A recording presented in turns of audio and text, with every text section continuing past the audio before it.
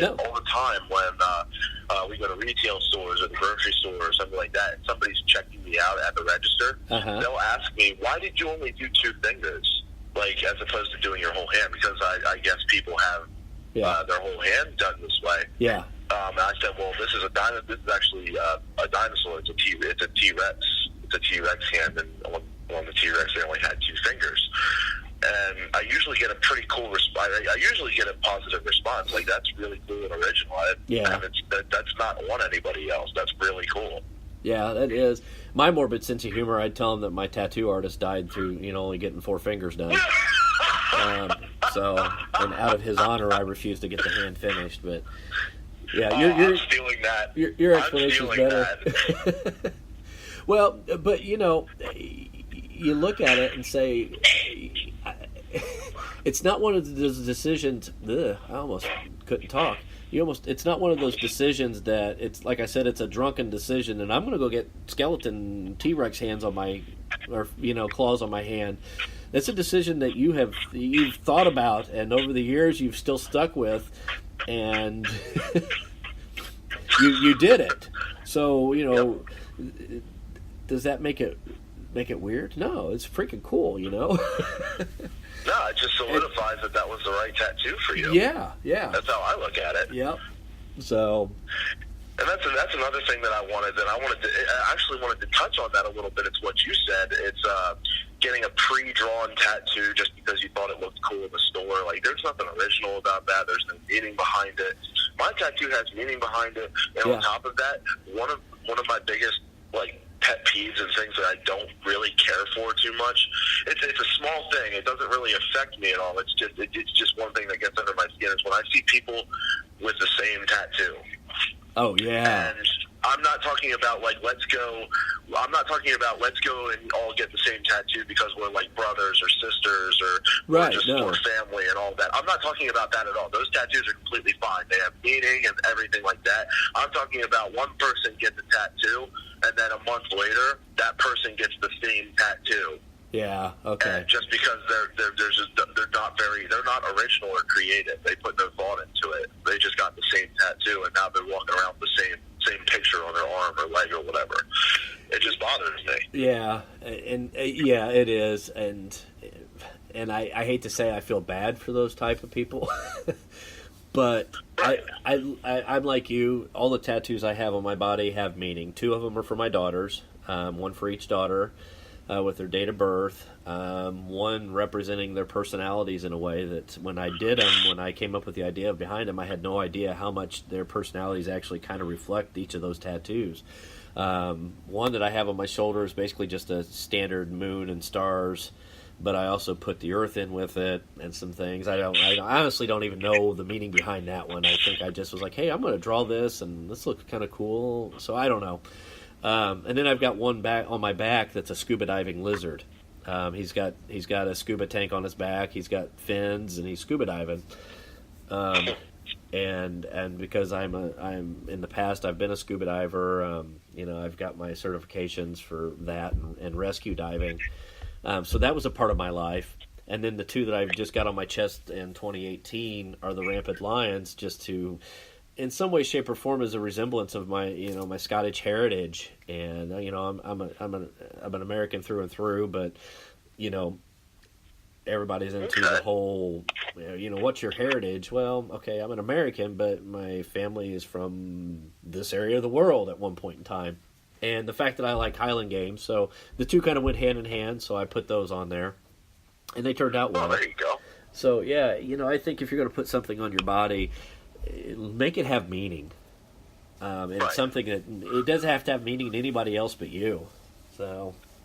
Exactly. It doesn't need to make sense to anybody else but you. That's the thing about it. It's like, I'm a firm believer you can do whatever you want as long as you're not hurting anybody else or you're not affecting anybody else. Do whatever you want. It doesn't matter to me. I don't care. I'm just talking about my personal opinions. I agree with you 100%. If you're going to have something on your body that's going to be there for the rest of your life, it might as well be meaningful. You know what I mean? Instead of just, I got a tattoo out of boredom or I was drunk. Like, that's not... I don't know. That's just my opinion. That's my 2 cents. That's just another drinking story. Yeah. Yeah, exactly. And any reputable tattoo artist won't do you while you're drunk anyway. So. Very true. So, tell us a little bit about your backstory with wrestling. With wrestling. Not wrestling. Wrestling. Getting all greased up and wrestling around in the ring.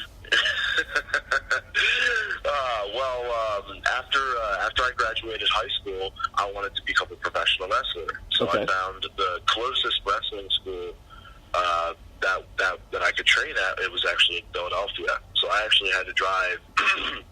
I had to drive about an hour and 15 to an hour and a half, like two times a day for like 3 days out of the week, 4 days out of the week, because I would go to work during the week, and then at night I would drive to Philly and I would train wrestling. Okay. And obviously the goal with that was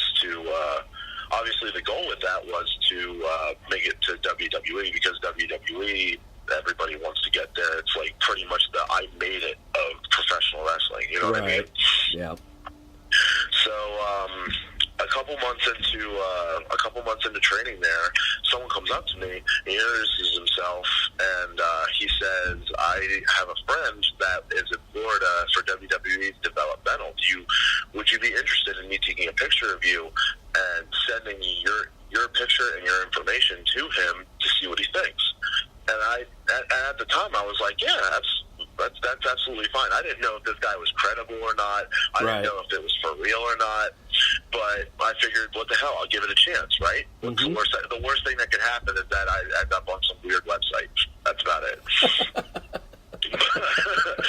But he ended up doing that. I actually ended up getting a call from talent relations for WWE maybe like a month later. Yeah. Okay. And they offered me a tryout. And obviously I took them up on that. So I ended up flying down to Florida, stayed in a nice hotel, and I spent an entire week at their training facility, meeting everybody and showing them what I was physically capable of, showing them what I was capable of on the mic, just all of that good stuff. I did that for a solid week, and then I ended up coming back, and I want to say it wasn't too long after that where I got a call from the talent relations guy again, and they offered me a 3-year contract. Okay. So obviously I signed that, and I moved down to Florida. I ended up living in Tampa, Florida. Uh-huh. That's where the training facility was at the time. Yeah. I ended up moving down to Tampa, Florida by myself. I stayed with my dad's friend, my uncle Vito. I'd known him forever, so I stayed with him for a couple of weeks until I found an apartment, and then I got an apartment, and that's pretty much where I was. Okay. So I started doing the wrestling thing, and I never had.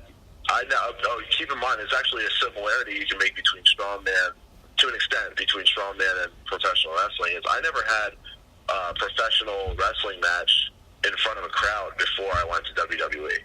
Okay. Which is kind of the similar thing to I had one competition before I went to Giants Live. Right. If you can make that kind of comparison, I don't know. But anyway, I ended up wrestling for WWE for about a year, maybe a little bit over a year, and during a live performance in front of a crowd, I ended up taking a choke slam, and I landed on the back of my head, which actually ended up giving me a small brain hemorrhage in the left side of my brain. Okay. Wow. And essentially, that was pretty much it. It's funny and sad at the same time when I think about it, because that's how fast my wrestling career was over. Was one move. Yeah. In the course of 2 to 3 seconds, it was all over. Now, let me ask you this, and I apologize for cutting you off here. No, you're fine. But with the brain hemorrhage, because I'm not a doctor, I'm not a scientist, and I can barely put a coherent sentence together. Did that end your career because it was a career-ending injury, or was it a choice of, hey, man, I can't do this? Honestly, I hate to say I can't do it. It was a combination of both. Okay. And I'll explain why. Okay. I still, to this day, do not have any recollection of maybe a month to a month and a half of completely lost time after that injury happened. I still don't remember what happened after the match.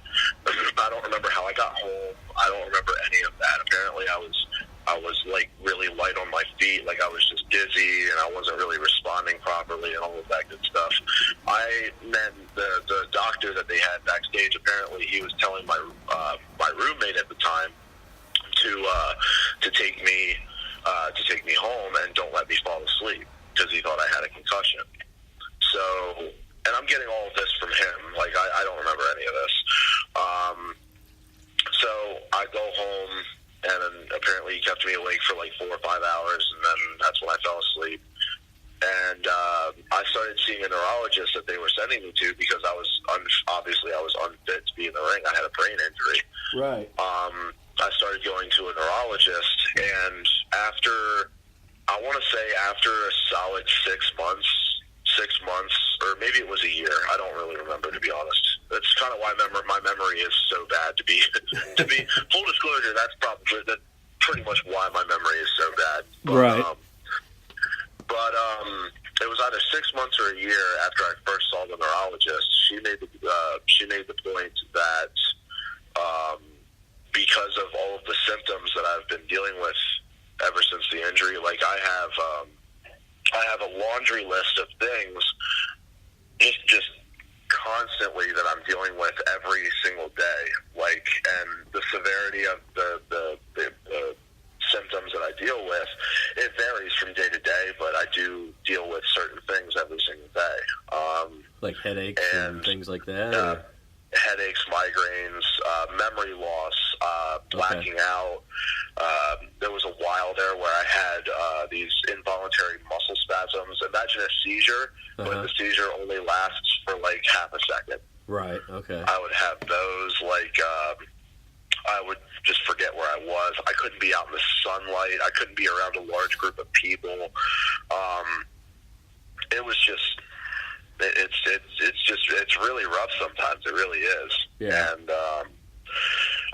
after, it was either 6 months or a year after that time went by and a lot of my symptoms didn't go away, my neurologist pretty much told me that she just gave me her personal medical opinion, that if I was to take another fall like the one that I did where I landed on the back of my head, it would reopen the spot that hemorrhaged, and it would kill me. The blood would go into my skull, and it would compress my brain until it would kill me. Right.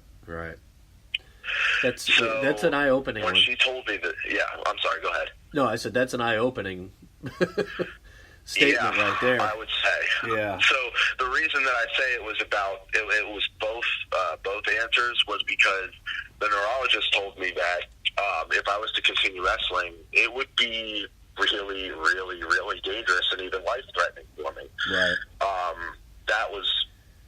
That was part of the reason why I made the personal decision where I'm not going to keep doing this. Like, I'm all different kinds of hurt.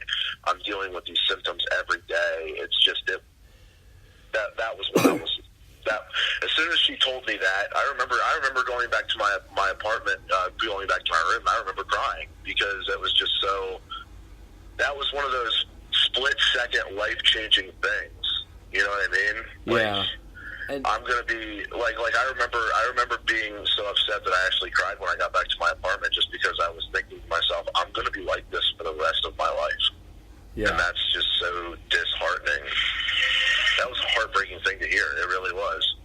Well, and I can't imagine because I've never been in that type of position, but here you are. You're actually essentially in the process of starting to live out a dream that you've had, and I see this. I hear this a lot in some of the wrestling interviews that I hear because I actually subscribe. I love listening to Stone Cold Steve Austin's podcast, and I hear a lot of reoccurring themes that a lot of these guys have pushed the envelope so far and have competed and done this for so long with so many different injuries that they're maimed for the rest of their life in one way, shape, or form. And for you to have that type of experience early in a career, knowing that you can compete